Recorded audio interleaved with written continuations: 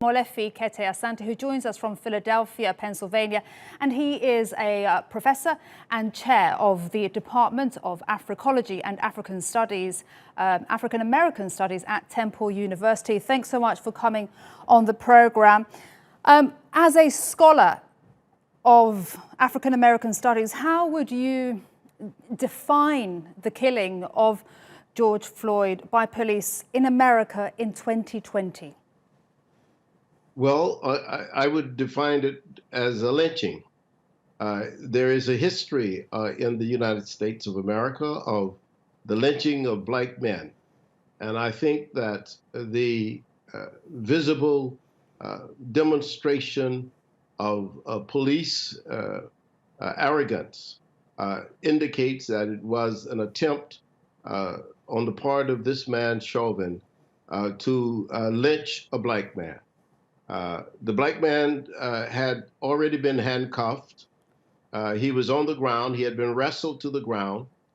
He could not do anything to defend himself or resist. And he was basically lynched for the whole world to see. This is not acceptable. It cannot be. Enough is enough. We have had nearly 400 years of this kind of experience, and we're finished with it.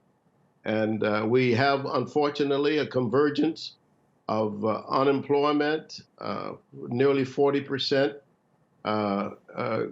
rising to nearly 40%. We have the COVID-19, and we have an incompetent president. So, and we have, of course, a racist police force. So we're finished with this. And fortunately, we have a number of allies among white people, young white people particularly, who are also fed up with it. So we're finished with it. And what needs to happen in terms of legislation for there not to be another George Floyd? The legislation has to change. In a democracy, you have to have the same laws for everyone. If an ordinary citizen would be involved in such a crime, and there were other people with that citizen, then all of them would be arrested for the crime. In this case, police have one law, and there's another law for the ordinary citizen. That is not correct. It cannot survive. They have to change that law. The police who murder people have to be not only arrested and charged and brought to court and justice, but they have to be convicted of murder. And that is the thing that we are saying.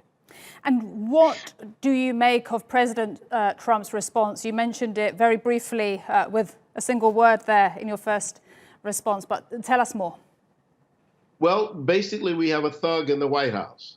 And it is very, very rare in this country, as long as I've lived in this country, for us to have a person in the office of the White House who has no understanding of the history of this country and who has no respect for the deep grievances that are found throughout the nation. He has none, and it's unfortunate. And he is basically a demagogue. And I've written a book about this called The American Demagogue, Donald Trump in the American presidency. It is an unfortunate situation, and the convergence of all of these difficulties with somebody who is basically incompetent creates a major problem. I want to ask you what is ultimately a legal question, but it is one making headlines. Benjamin Crump, the attorney representing George Floyd's family. Now, he says the police officer who pressed his knee on George Floyd's neck should face premeditated murder charges. Is that a widespread view? It is a very widespread view. You know, if it had been something that you said was accidental, then we could say it was not premeditated. But for so long and so visibly, you knew he had to be thinking about what he was doing.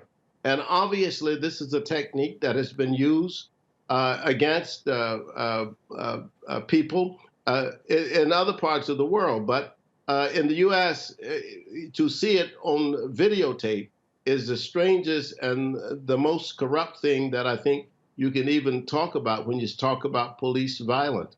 This is a horrible situation, and we will not stand it. It will not be done. Professor Molefi, Kete, Asante, thank you so much for your time and sharing your opinion with us. Thank you very much. Appreciate you.